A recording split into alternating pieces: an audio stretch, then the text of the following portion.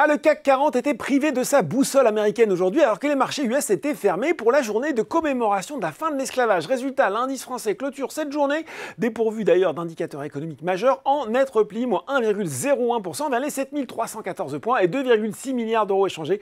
Vous le savez, c'est le tarif habituel. Du coup, on regarde tout de suite les valeurs en hausse à Paris. Eh bien, on a Getlink qui profite d'un relèvement de recommandations de Morgan Stanley. Le service recherche de la banque américaine est passé de pondération en ligne à surpondéré sur le titre de l'exploitant du tunnel sous la Manche. L'objectif de cours est lui porté de 18,30 € à 19 €.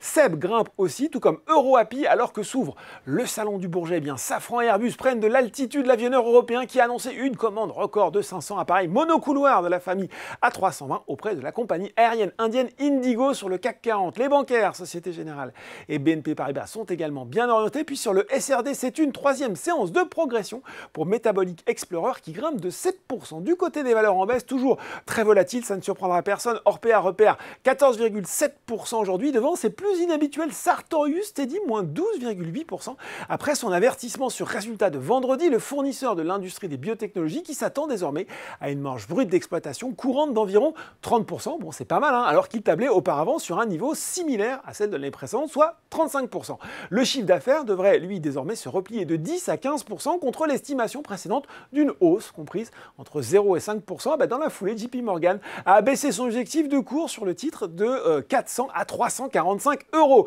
Les deux groupes de concession et de PTP, Eiffage et Vinci, se replient également. Vinci signant le plus fort repli du CAC 40 devant Air Liquide et Worldline. Voilà, c'est déjà tout pour ce soir. Mais en attendant, n'oubliez pas tout le reste de l'actu éco et finance est sur Boursorama.